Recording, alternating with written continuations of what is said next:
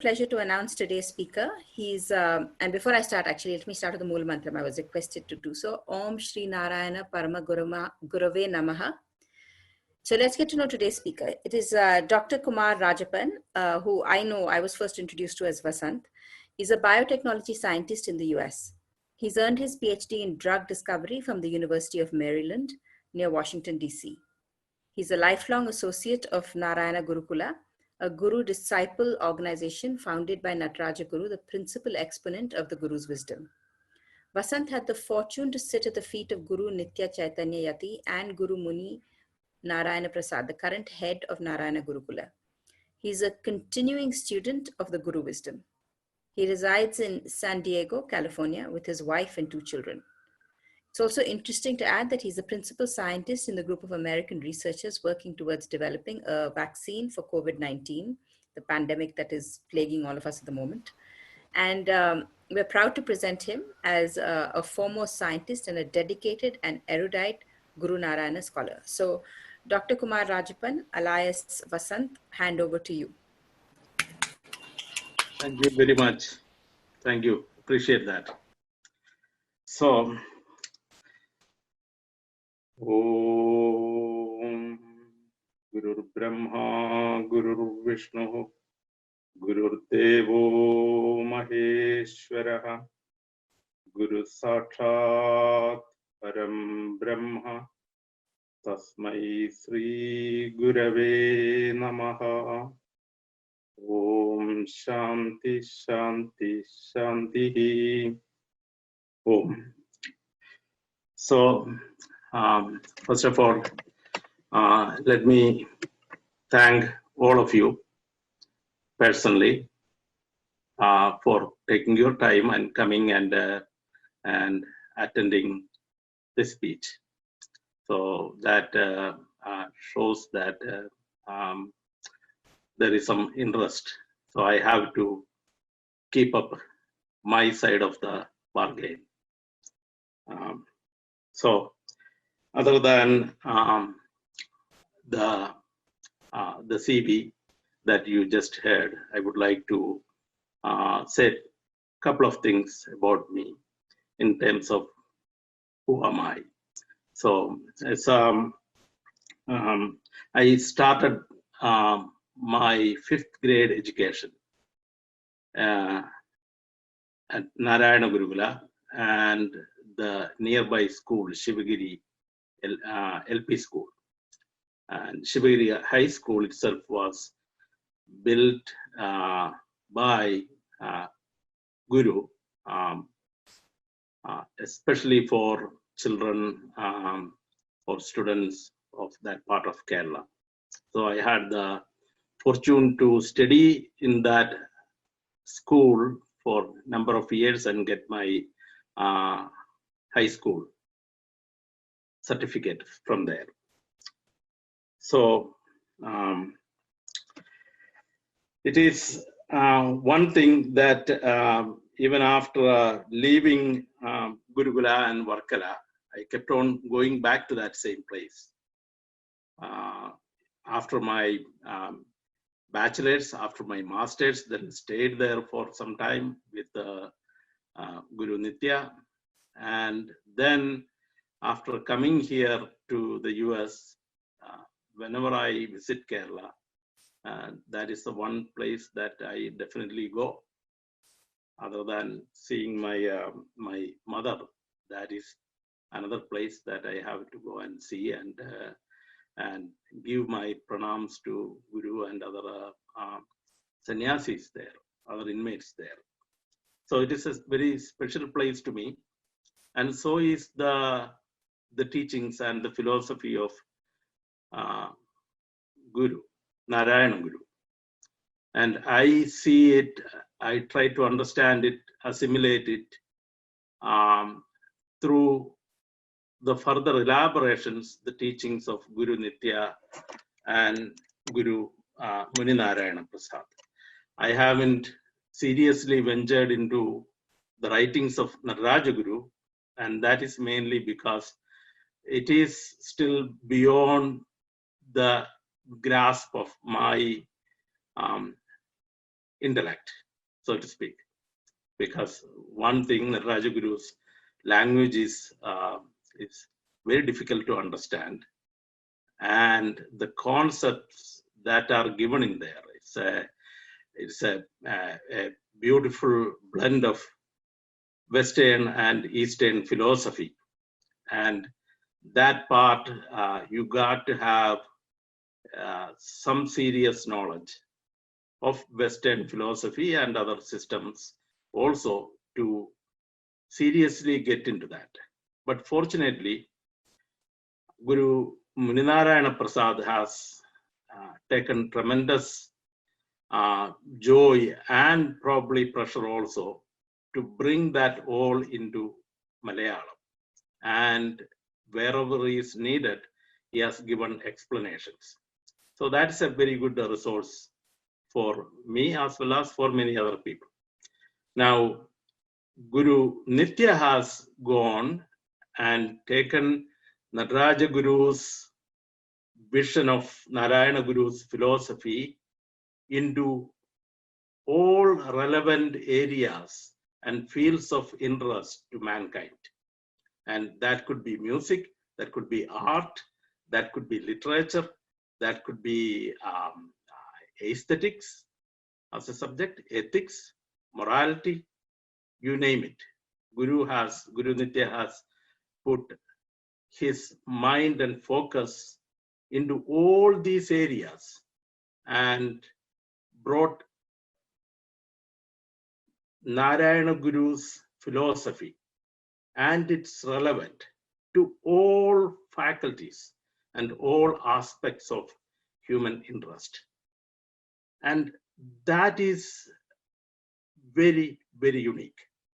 And that should give us, no matter where we are in our life stage, what kind of profession we do, or what kind of activities we engage ourselves in, no matter what.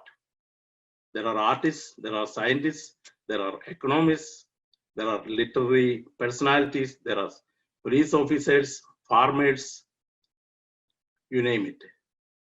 All of these people, if you can read and you can use your thinking faculty, then you can read and understand and get something out of these works. So with that, I salute these gurus, and these are the lights that I try to follow. So now let us get into some of the main points that I would like to convey today.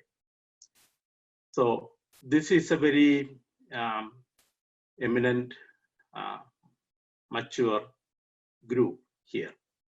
So I just finished a few hours back a class to children of 6th grade through undergraduate. So as a wide number of different abilities and interests. So here, this is a very eminent audience. So what I would like to speak mainly today is a complementary aspect of what Dr. Sabu talked last week. So Dr. Sabu very beautifully brought a metaphor of the mountain and brought that in that context what Narayana Guru's personality and message is. So today I would like to bring the depth, the oceanic depth of Guru's teachings, Guru's philosophy. And often ocean is also a very powerful metaphor in Indian philosophy, where you see it in two ways.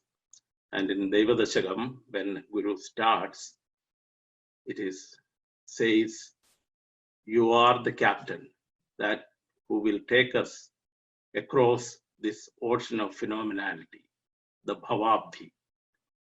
So, നാവികൻ നീ ഭവാബ്ധിക്ക് ഒരാവി വൻ തോണി നിൻ പദം. So, your word or the name or your feet is the steamship that takes across this ocean of phenomenality. And towards the end, that ocean itself is turning into Samvit Sagaram, that is the ocean of bliss. So the ocean is a powerful metaphor, and it has tremendous, we see that in our mythology, in Hindu mythology. When I say our mythology, it's Hindu mythology or Indian mythology. And you see that when the churning of the milk, ocean of milk, that happened, many precious gems and invaluable things came out of that churning process from the depth of the ocean. So what that tells us is that when we churn an idea, a philosophy, a darshana, or a subject of our interest, we analyze and assess the pros and cons of that. What we end up essentially is the gist, the final value of that ideology, that idea, that thinking. So it is a very apt metaphor in terms of analyzing and understanding the value of Guru's philosophy. I just finished reading Dr. Sabu's wonderful, beautiful, most thoroughgoing essay that was published on Shah's Guru Narayana Logam website. So there, very systematically, Dr. Sabu is taking an argument and showing us what the impact of Narayana Guru's teachings in Kerala society is, and he directly connects that to the current success of the people of that region, educationally, literally, socially, culturally, politically, in all aspects. And obviously, there are people who differ from that view, and that we can understand. Let them differ. But simple arguments like the same people ruled another state in Kerala for 33 years consecutively, except maybe a couple of years where there was a Congress government. But compare that state to Kerala. So this is just an argument. So this is to show that when a scholar like Dr. Sabu puts that argument, there is tremendous merit in that argument, because I see what he sees, and that is where the depth of the vision of Narayana Guru lies. And it is not something that happened in the past 100 years back. It is still happening. The fact that the modern technology has allowed us to congregate and discourse across the globe, and many people are taking that opportunity to study, discuss, and understand Guru's philosophy. This is not one group. There are, I know, at least 10 different groups that is happening. So there may be many more. So that tells us that philosophy is very much alive and functioning within each of us, and in the society we are placed ourselves in. So let us look into little more in detail, what is the depth of that philosophy, that darshana. So sometimes people ask me, where do I start? So my answer is, if you believe in a Hindu deity, in the pantheon of millions of deities, God figures, then you can start with the Vinayakashtakam and go from Vinayakashtakam to Vasudevashtakam to the 9 or more or so of kritis that that praises Subramanya. You can then go to Shiva Shataka, Janani Navaratna Manjari, or any of those hymns, Kundalini Pata. All of these are gems. All of these have Vedantic message in it. All of these have profound psychological lessons that we can learn from it. So if you are up to it, you start from there, those hymns. But if you don't want to belabor and focus your attention on hymns, you might think that that is antiquated, that is not modern. So be it. If that is your preference, start from Deva Dashakam. And why do you have to start from Deva Dashakam? Because that is only 10 verses. It is small. Simple language. It is in Malayalam, but the language is simple. The most common, familiar word comes at the beginning. Devame. Devame Katukolgang. Kaividadingu Nyangale. Navigan ni Bhavabdike. Oravi one toni in Padam. So, if you start from Deva Dashakam, you can understand that, you can appreciate that from multiple points of view. Mainly, you can appreciate it from a philosopher's point of view, because Narayana Guru himself is a great philosopher, a rishi. You can appreciate it from a religious person's point of view. And you can appreciate it and assess it from a scientist's point of view. And why are these 3 different visions? Because a philosopher sees and assesses things from a different angle, a different perspective. That philosopher can take abstract or concrete ideas, contemplate on it, and then find the hidden meanings. And that is what philosophers do. What normal people don't see, the philosopher tend to see.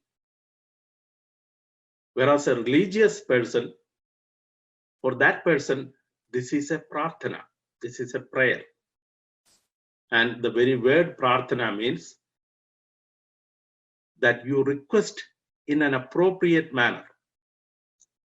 And in that process, often there are 5 steps or 5 components involved.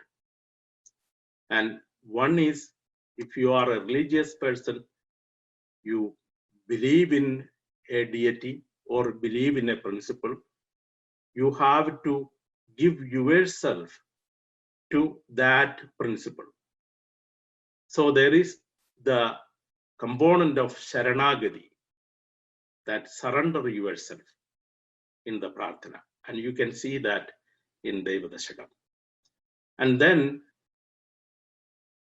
there is Tuti, the praise of the Absolute, the God. You can see that in Deva Dashakam.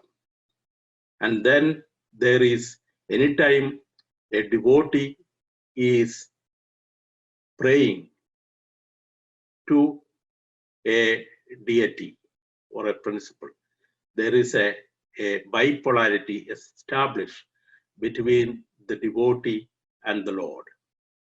So that is, there is a Dhradur Dheya, that means the devotee and or whatever is you are contemplating on or putting your mind on, and yourself. There is, so you have to develop that bipolarity. It's called parasparya in Sanskrit. And then there is the simple, clear arthana, the request.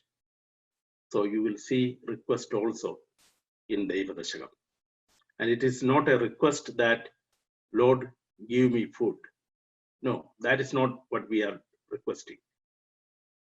We are requesting the ultimate request.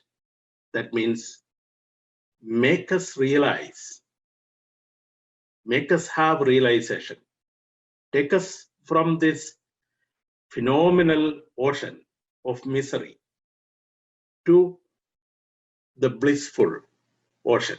That is the request. And that we are doing not for ourselves, not for the personal interest. It is for the entire world. So there is this Upanishadic, this Vedic prayer. It's in a simple sentence, Loga Samasto Sukhino Bhavantu. That is the ultimate prayer of a Hindu, an Indian. So there, I is not there. It is we, everybody. So Guru is here saying, Kattukolgan Nyangale, us. So that means everything is involved. And then when you make that kind of a prayer, you get an inner peace, Shanti. And that is the fifth component of the prayer, Shanti. So from that perspective or from that angle, this is a very apt prayer. And now if we go a little bit deeper into the prayer, for example, when you come to the fourth verse, Ariyum, Tirayum, Katum, Aravum, Pole, Nyangalum, Mayayum, Nin Mahimayum, Niyum, Yenna Ullilaganam. So there, the conventional philosophical placement of the ocean and the waves, that is now expanded. And Guru is bringing into that conventional in Vedantic philosophy, in many Indian philosophy, you take the ocean as the stable substratum on which the waves come as the modulation of water. And that modulation, that forming of that wave is considered a temporal transient phenomenon. And both in the ocean and the wave, what remains real through and through, what remains as truth is just water. But that is a kind of a dry Vedantic argument, if you will. So in there, Guru is placing the God and the glory of God, Mahima, and God itself as the depth of that ocean.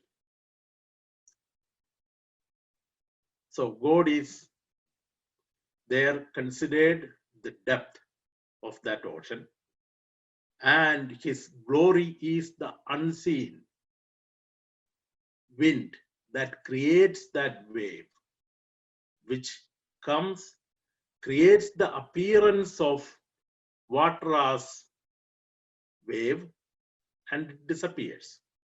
So with this one prayer, if you are serious enough, you learn all the necessary basic lessons of both Shankaracharya's Vedanta, Ramanujacharya's Vedanta, and Madhva's Acharya's Vedanta.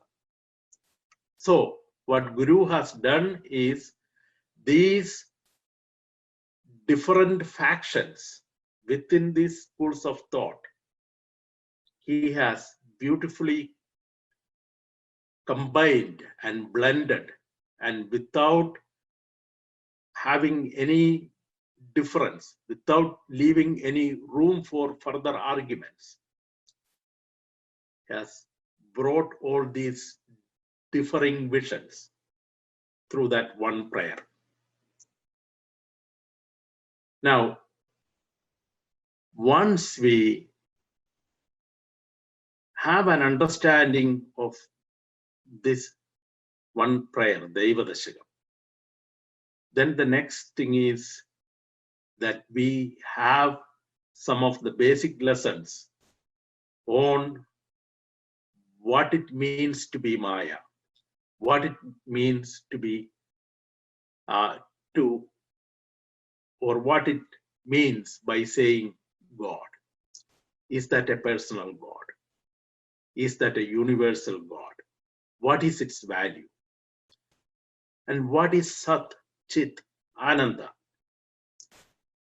And what is this ocean of phenomenality, ocean of misery? And where does misery come from? So we get an understanding of all these, and then that gives us a boost or an interest, or it works as a gateway to entering into something like Atmopadesha Shatakam, where it is 100 verses of self-instruction. And that, as it goes from verse 1, where it says, Arivilumeri, Arinjidunavan Tanuruvilum, Ottu Puratum, Ujjulikum Karuvina, Kannugalanjumuladaki, Teridere, Veena, Vanangi, Odidena. So there, Guru is bringing the principle Karu. What does that mean? And is that, how do you connect that with your understanding of God and your own awareness? What you consider as the most sure thing in existence, and that is yourself, your I-ness within you. And now without that I-ness, without that awareness of your I consciousness, you don't need a God.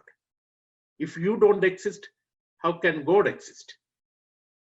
So there, with that word Karu, Guru starts in number of verses. Guru explains what that Karu means. And it says, Paravalitannil Uyarna Bhanuman, the sun that is shining in the firmament of consciousness. And that is also that Karu. And then in one verse, Guru says, it is the light, that invaluable light, Vilamadiyata Vilaka. And Guru goes on like that, and then in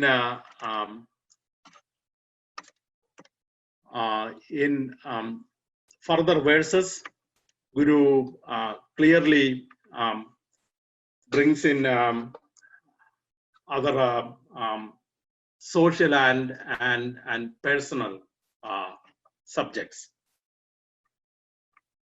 So as you can see, that there is many more lessons that we can learn from Guru's works. Just pardon me, there is something to thinking more about Guru's work a little more seriously, and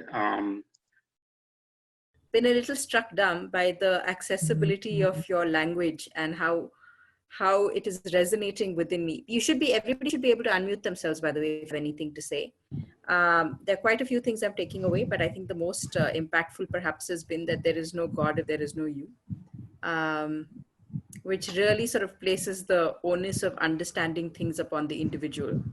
And I also like the fact that, you talk about the work that needs to be done in order to understand, which of course is a universal truth, but you're saying it is again driving the point home. Anybody wants to come in on anything? You should be able to unmute yourself. Mr. Vinod, I can see. Yes. Thank you, Dr. Sir. See, when I saw you in the screen first, I just remembered Shankaracharya's Bhaja Govindam, Bhaja Govindam, Govindam Bhaja Govindam. Listen, there is no link if you don't decide what you wanted to do. So, what is that? Samprapte samshipte sannihide kale nahi nahi rachadi dungrungarane. So, you are so qualified, doctor, and still you realize that. Hello, can you hear me?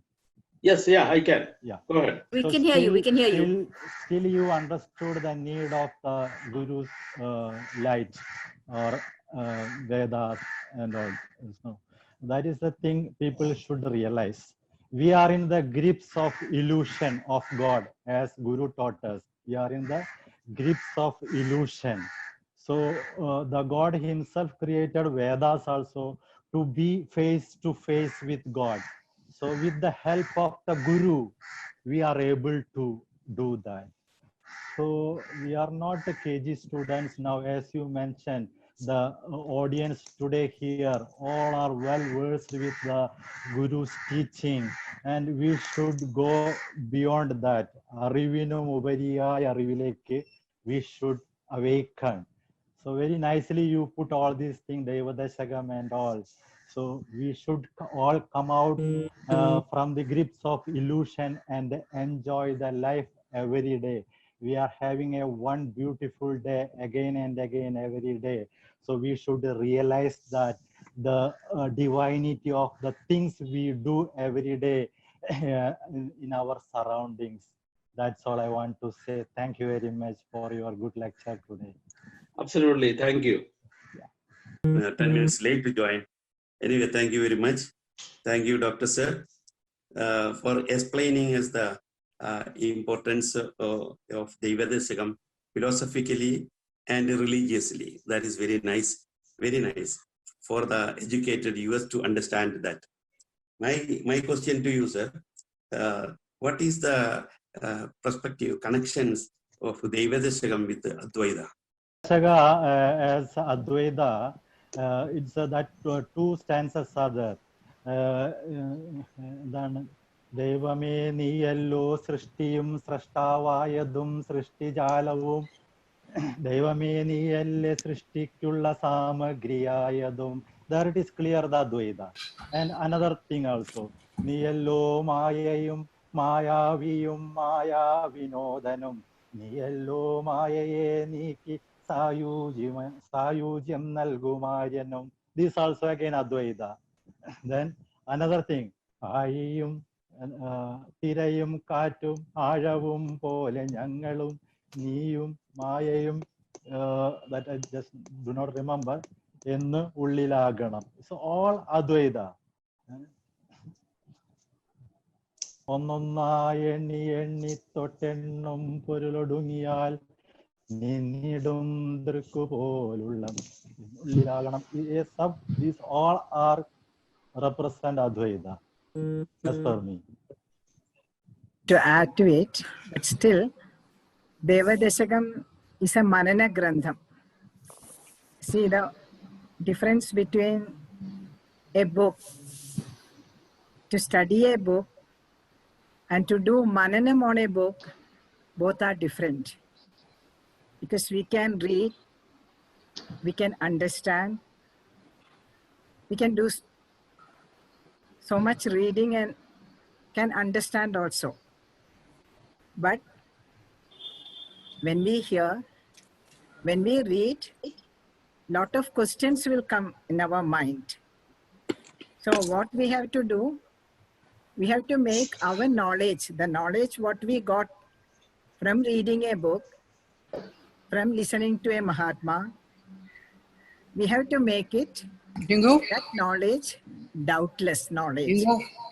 That process is called Mananam. So we have to understand each, see, we have to put a lot of effort to it.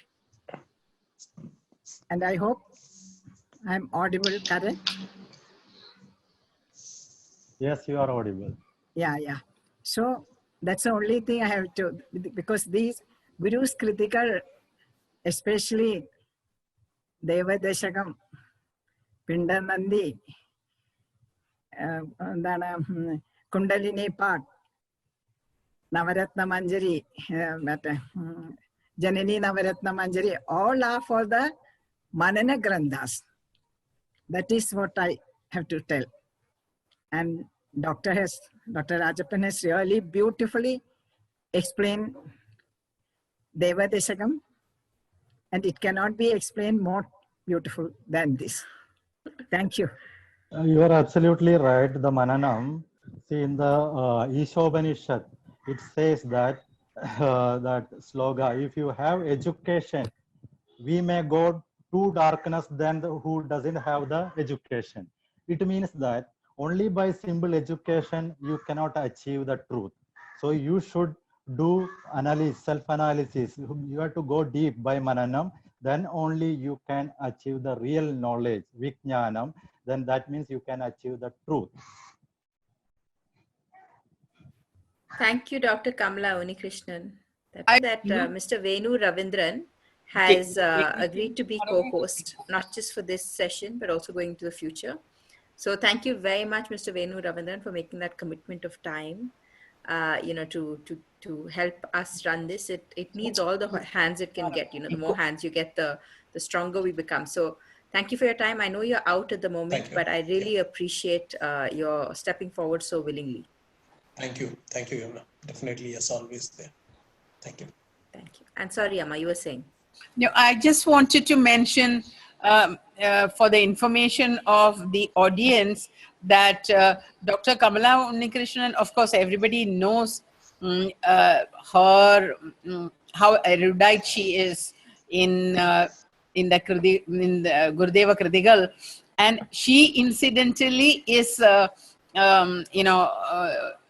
doing the explanation of Devadashakam for GDPS, Guru Anugraham, and another group.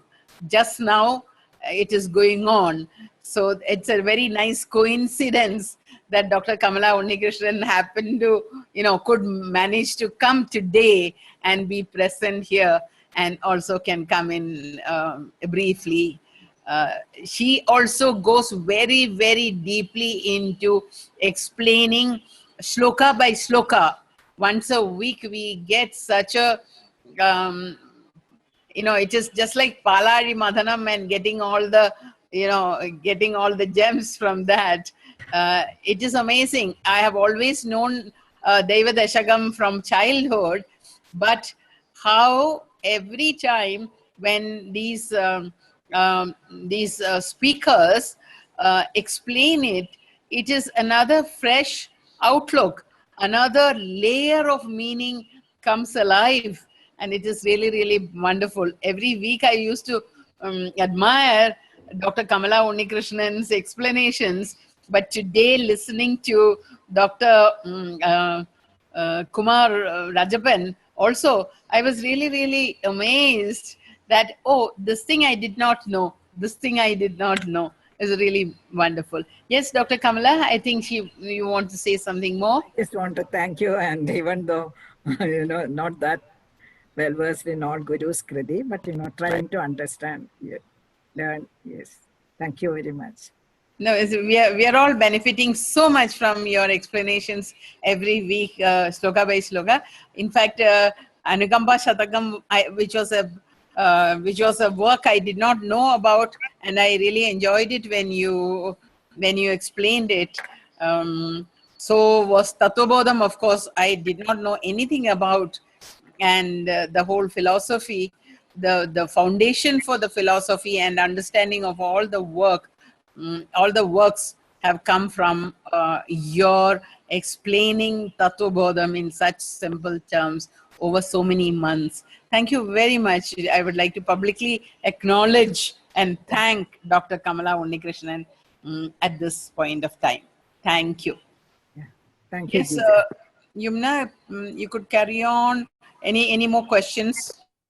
I was actually going to ask, there was reference made by Vasant right at the beginning of the talk about the article he read by Dr. Sabu Keshavan, which I think reflected on a Washington Post article about how well the Kerala state had managed the COVID crisis.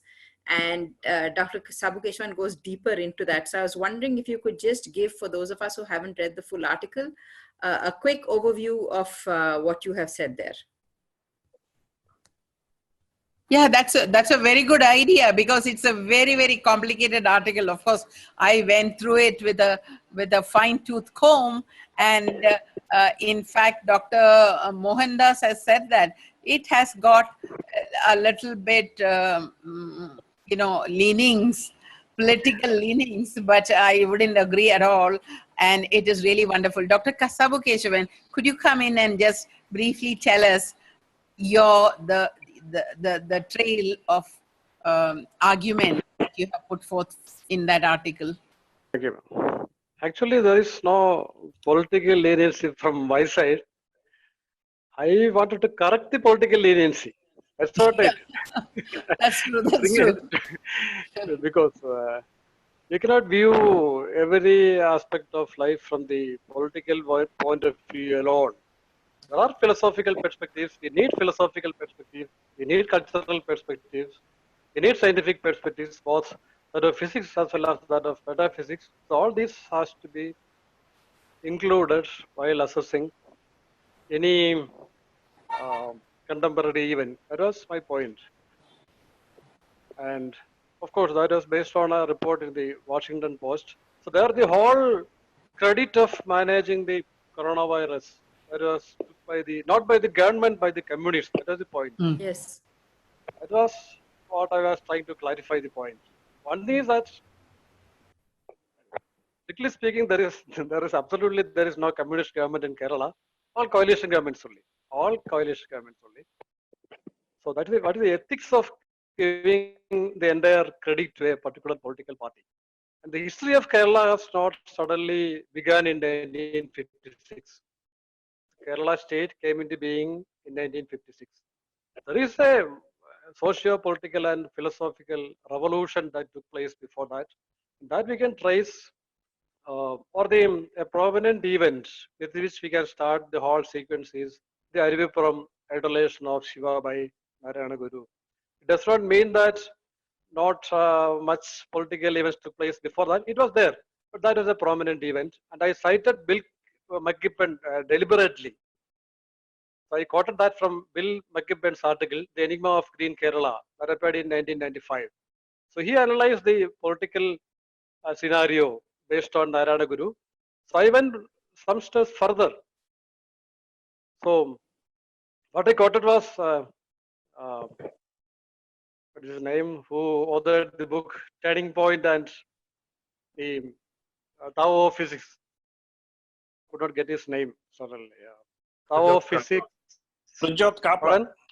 Frijot Capra, yes. Frijot Capra, yes. Frijot Capra's new book, Hidden Connections.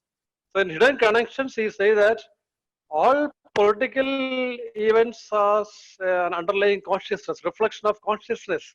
So unless we go deeper into the consciousness level, to the philosophical level, the evolving tendencies of science, we cannot analyze any political situation properly. It's not that politics, behind the behavioral pattern of human beings, there are many other factors. So I was trying to incorporate all these factors into the picture based on which the civil society of Kerala behaves. It's not, I never disagree with the efficiency of the present government that is there. So how that efficiency could be made practice, or why that efficiency is not transplantable into other parts of India and other parts of the world. That is a question I was concentrating on. Why, same day admitting that the Kerala government is very efficient in mitigating the coronavirus control, why it cannot be replicated in other states of India? That means there is some reason that is beyond the efficiency of the particular government, something that accrued over the period of time, based on which the efficiency is grafted. I use that metaphor very after thinking for nearly 1 week. I selected that metaphor of grafting. How I can present it? I was thinking for nearly 1 week how I can present it. It's not the graphing on a particular branch of the cultural tree, philosophical tree, metaphysical tree of Kerala. If you take Kerala as a tree, it has the root system. It has a trunk, it has different branches. One branch is the materialistic political life of Kerala. On that particular branch, the communism has been grafted. Two is no doubt that there are no flowers in the communist branch. There are flowers, there are fruits. I do agree. But all this grafting is done on just one particular branch. That branch is not the tree, it is only a branch.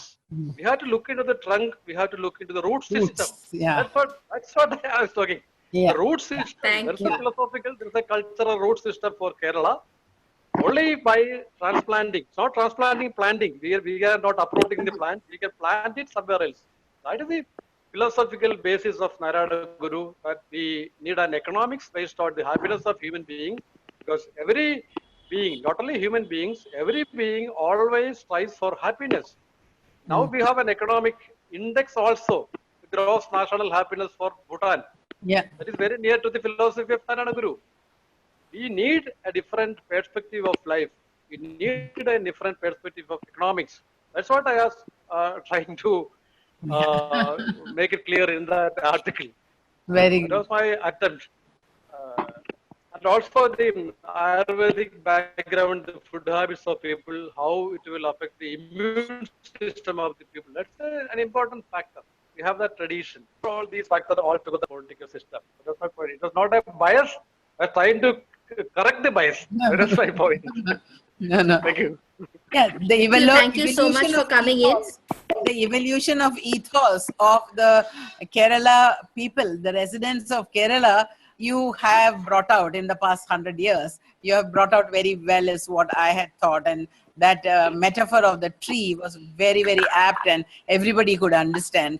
But, you know, people have different perspectives, and people look at the elephant like blind people. You know, they just catch hold of one paragraph, one idea or one view, and then talk about it. I just mentioned it to provoke you to talk, basically. Doctor. I don't want to take too much of everybody's time, but the theme that I was conveying to you, or I was presenting, is that we should slowly and steadily, and I know many of you are, get into the deeper understanding and meaning of Guru's teachings. And the reason for that is, as a scientist, I know that without knowing the theory, you cannot prove your hypothesis. You cannot do an experiment. Without knowing the Newtonian mechanics, you cannot launch a rocket into outer space. If you try, that would be catastrophe, right? Without knowing that, you will blow up a lot of things. So just like that, if you want to transform yourself, and that is the first step, we have to change our own awareness, our own conceptions, our own perceptions. Because oftentimes perception is reality, but we know that perception is not reality. Reality is something that lies behind and beyond perception. So we all talk about and praise Narayana Guru's social reform agenda and how he did it.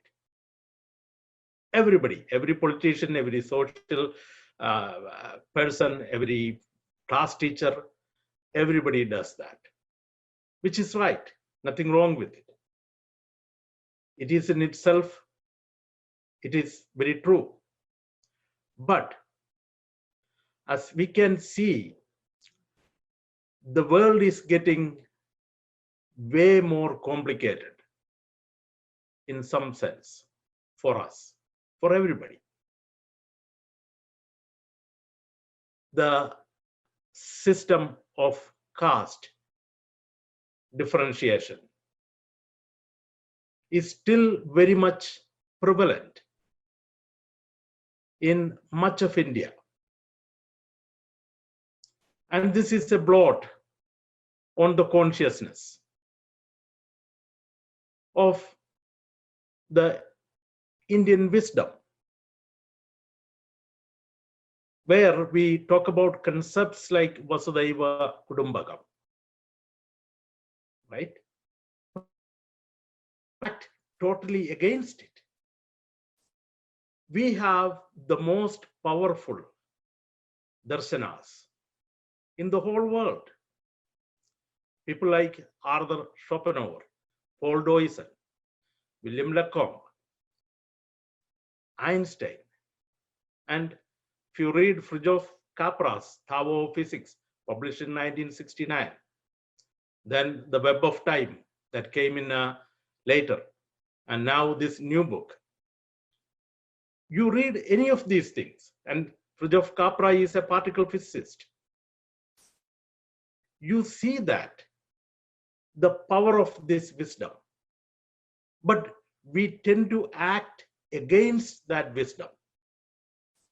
We completely turn it upside down when it comes to practice.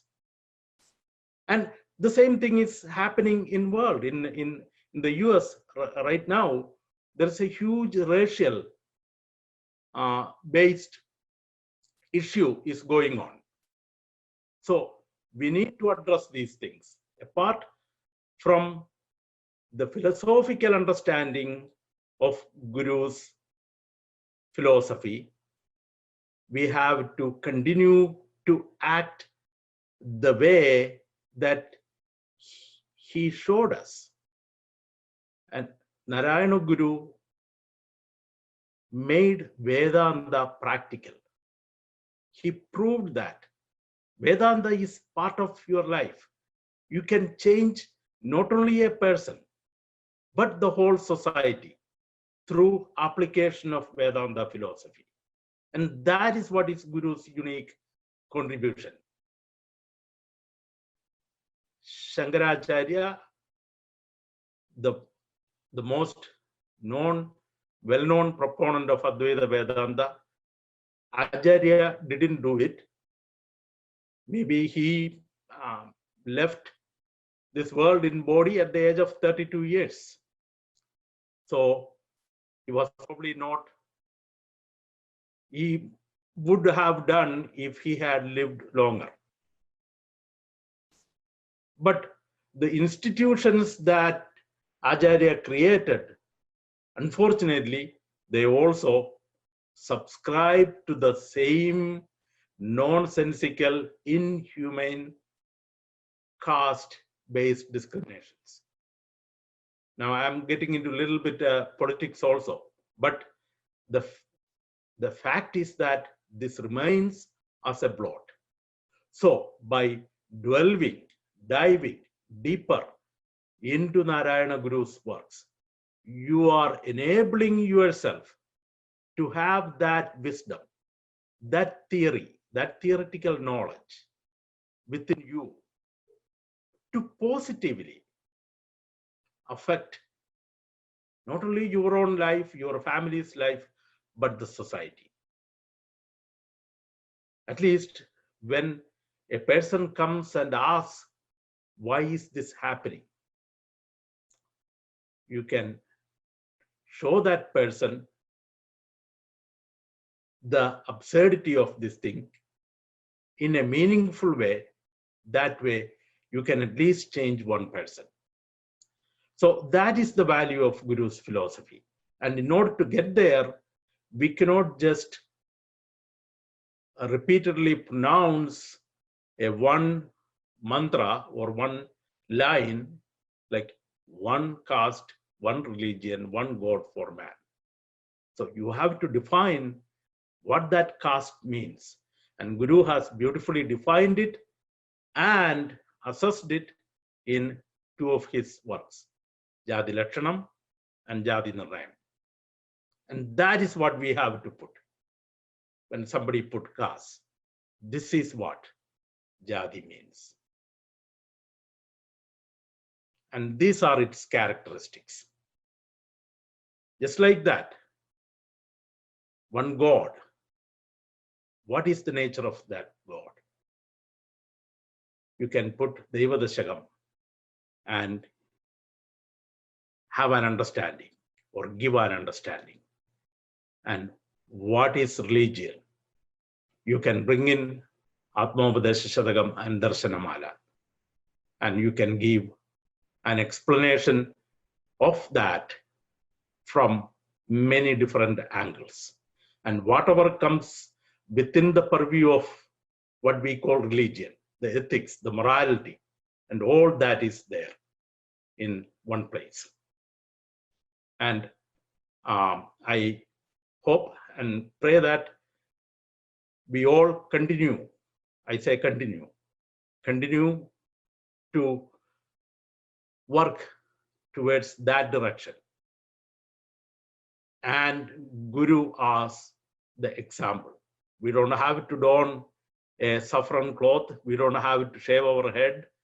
We can be as we are, normal functioning human beings with a clear consciousness, clarity of thinking.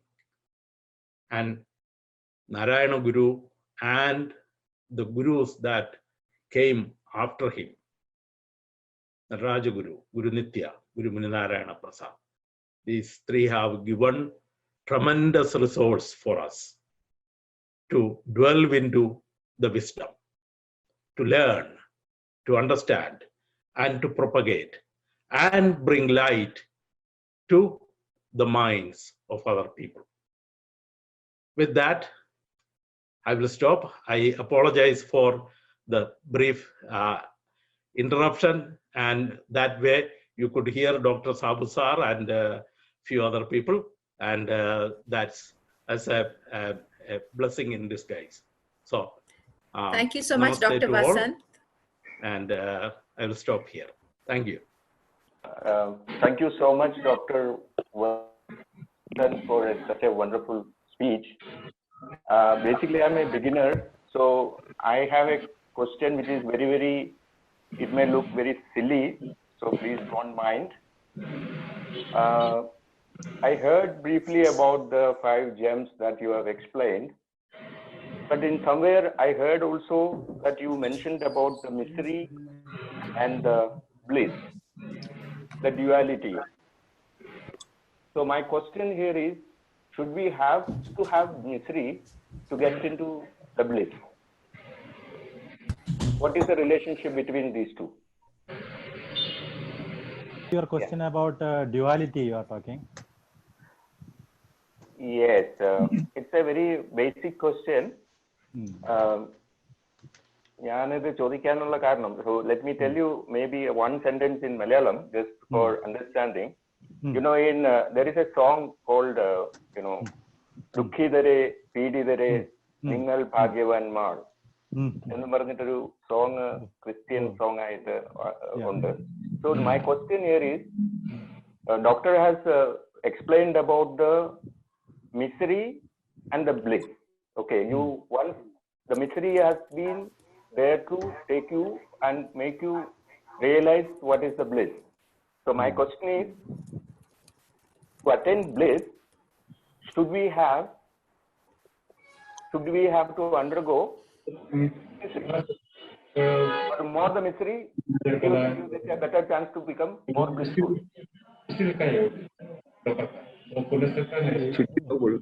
I must say this is quite a deep question. I feel misery is a part of the life. No, see, the energy, for energy flow, there should be negative and positive both. Without one, the energy will not take place. Even if electrical energy, whatever it is there. So bliss is a part of, misery is a part of the life. Sukha or dukh, both should be there. So we have to consider both same way. So for that we have to make our mind. For that is the Guru has taught all these things to make your mind to handle the both. That is right. My question is not that actually. My question is, more the misery, do you think you get better bliss? No, nothing like that. How you handle it, how you samachittvada, whether it is more or less. Can I just rephrase it? Probably, can we look at in this angle to say that having more awareness will bring in a better chance to yes get into the bliss? Yes. So that is that in your life anything can happen, positive and negative. So because of this knowledge, you are ready to take it, you are ready to overcome it. You are expected that is a good blessing from the God. When you learn the Gita or Upanishad and all, you attain this knowledge. I can handle everything in this life till achieve you with Guru's blessing and God's blessing. Next speaker, I must thank Dr. Vasant, because he has set some very good standards how to go forward the future lectures. Actually, this is the third lecture I am listening. The first one was Swami Muktananda Yadi. The second one was Dr. P.K. Sabu. And today, Dr. Vasant. The common thread we could see, they all studied Guru through a common, I don't say platform, it is a Sampradaya. That Sampradaya belongs to Narayana Gurukula. Yeah. I am also part of that Sampradaya. So I hope I will be able to further take this forward in the similar lines. So there could be, I could able to establish a continuity of these three speakers actually done so far. So I could able to further continue with their thought process during the next lecture. This is a good aspect I could able to observe after hearing Dr. Vasant. And Dr. Vasant's today's disclosure also tell us we have to uncomplicate the studies of Narayana Guru. Yeah. So there is lot of complexities we are purposely putting into it. So we have to uncomplicate. And in fact, Guru has written it in a very, very simplest form. There are higher level of writings also, but when you look at his maybe in Malayalam, his last lecture, Dr. Sabu said his masterpiece, very language Guru has used. So we have to uncomplicate this studies of Narayana Guru. So I'll be following the same methodology during my next week speech. Thank you, madam. Thank you, Mr. Dilip Kumar. In fact, I have thank him for his time. I thank him for persevering. In fact, despite the fact that he had these technical problems along the way. And I'd like to thank you all actually for staying with us and waiting until the end and being patient. So thank you, everybody. If anybody else wants to say anything, you're welcome to say it, and then we'll just close I this think meeting. Kumar is back, actually. Is Kumar back? Yes, I am here. Can you hear me? Ah, yes, we can hear you. You have several people wanting to ask you questions. Hi. Well, now they have to. I think the Zoom connection that that is that we have, it is having some interruption here because US uses a different gateway to the Zoom. That doesn't matter, actually. If you are available to answer the questions, I think Ranjan, you could repeat the question, perhaps. Ranjan Go ahead. Sadish. Yeah, yes, ma'am, I can. Yeah, it doesn't matter that we can't see his expression, Kumar's expression, but his thoughts are brilliant. So let's have the benefit of that. Yes, Ranjan. Yes, thank you, doctor. And I don't know whether you heard my question earlier. I'll repeat it again. Sure. You know, knowledge about Guru's philosophy. So this question may be very simple question, silly question. We heard from you about the mentioned about bliss, right? So does that mean whether we should have the one who has got more mystery has got a better chance to have attained the bliss or get into the bliss? Is my question. Well, I mean, from a simple logic, it is so because let us say you are thinking that you are going to lose 100,000 rupees in some business, but you only lost 25,000. So your relief or your happiness is much better than if you lose 50,000 or 75,000, right? So with that similar logic, you can see that more the misery. I get you. Yes. The better chance of finding happiness even in simple things. Hello? Yeah, I'm hearing you, doctor. Okay, all right, okay. Thank you for that. Yes. So much, Rajappan sir, coming live in this lecture series.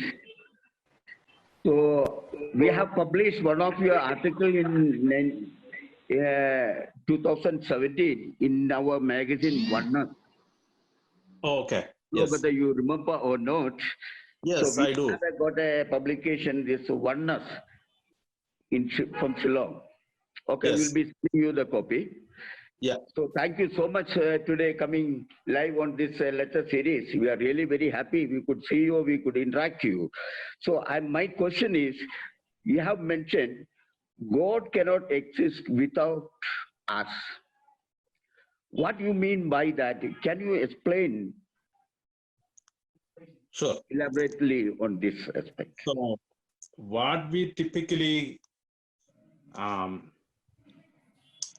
conceive of God is with reference to us, with reference to our consciousness, our interest, our happiness. So each individual is seeing from that point of view. So God, when I say God cannot exist without you, without I, for me, the very essence of my existence is the I within me. And that I, according to Vedanta, according to Indian system, is existence through and through and through. And that is what we call Atma. So when I say without the knowledge of that, the awareness of that, you cannot have a separate awareness of God. You see, without that awareness of I, you cannot have a separate awareness of God. In that sense, God does not exist separately from your own awareness. And this is not my view. This is the view of the Vedanta that I express through my own language.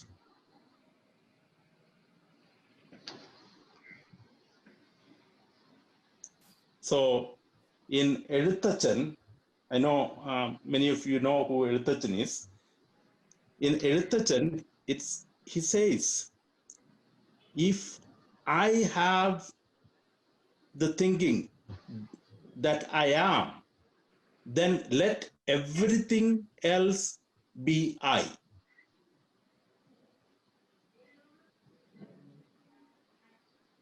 Jnananna bhavamidu tonaiga venamiha, tonnunnadagil aghilam, jnan enna vali tonnename,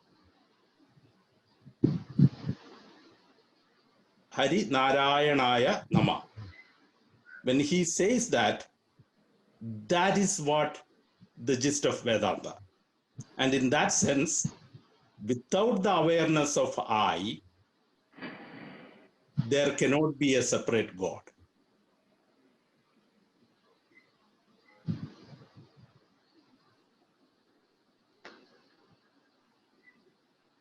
I hope that that explanation is... Thank you so much. Thank you so much. This is your article also we have published, a testament to the Vedanta in practice. Remember? Yes. So thank you so much. Yes. Thank you. Dr. Kumar Rajappan, really wonderful that across the, across the globe, from the other side you transmitted. It doesn't really matter, one or two glitches. Even if we are in Bangalore and from two places in Bangalore, we sometimes have major crashes. So we understand, and it is past midnight for you. I'm sorry that, we have kept you awake and we kept bothering you with questions and things like that. But really wonderful, and appreciate your patience and your dedication to Guru Narayana for and your commitment that made you be present throughout, and giving us such a very simple, clear-cut explanation for highly philosophical Vedantic thought. And Devadeshagam, though when you were not there, I just mentioned Devadeshagam. Though I know from childhood, it was a total eye opener. The way you put it, and both my husband and my daughter also have, who are novices. They also felt that, really wonderfully they could understand and enter the works and teachings of Sri Narayana Guru very easily, because of the steps that you have rolled down for them.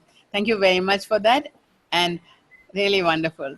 Thank you, Yumna, also for handling the whole thing. Though you were very busy, Yumna is very busy because in a month's time she is curating a show of world poets. She has put together 30 hours of poetry reading, seminars and things like that, which is from 23rd of July to 26th of July. So most probably from next week onwards, we may see Yumna or we may not see. So thank you very much, Yumna, because it is really, really wonderful that Dr. Vasant, who is from your sister's part of the world, is here. And next time when she cribs about our talking a little late, we can say that there was a speaker who came and gave a formal lecture on philosophy at this time of the night from her part of the world. Thank you so much. Thank you, Dr. Vasant, once again, and thank you, Yumna, and thank you all the participants. We had quite a few people this time, and really, really wonderful. Very, very nice morning, though it got slightly delayed. Sorry for that. Thank you. Thank you, everybody. Thank you all. Thank you. Thank you. Bye. Bye. Bye-bye. Bye. Bye.